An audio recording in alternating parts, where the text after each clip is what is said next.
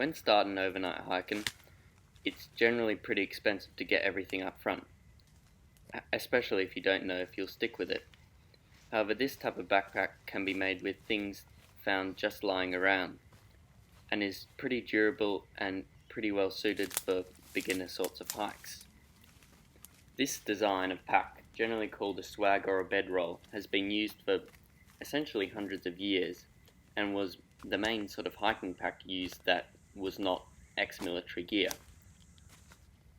This pack, although it will last you for a few overnight hikes, will over time, as you progress into harder hikes that involve steep scrambling and long distances, will be very uncomfortable and is also not good for carrying extremely large amounts of gear or extremely heavy weights.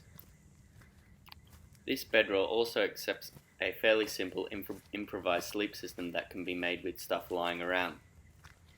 This is a one-season sleep system and will only get you down to about 10 to 8 degrees without it being really cold.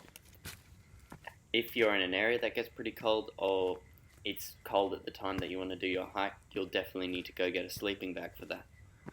Also, this isn't generally suited for carrying tents and other sort of gear.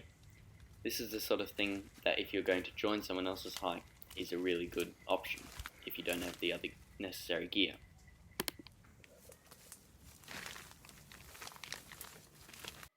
For this pack, you'll need your sleep system, your tarp, which can also be built as plastic, and 5 belts, but you can get away with 4.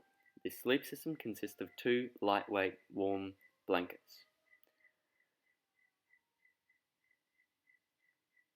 First, you lay out your tarp, and then you lay one of your blankets on, and then you measure that blanket to the width of your hip to your shoulder. You fold over, and you place all of your gear on.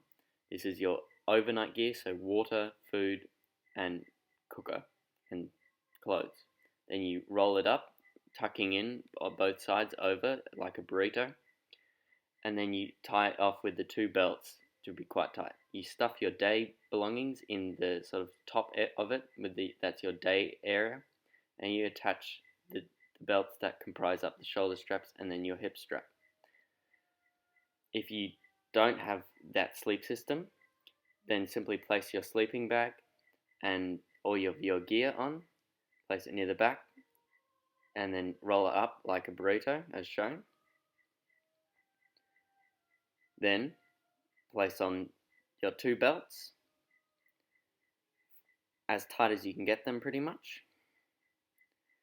Then place in your day gear, which includes your food, drinks, water and map, and navigation gear. Then attach your shoulder straps and a hip strap if it can reach down to your hip bone. And that is the essentially improvised overnight pack or swag. Thanks.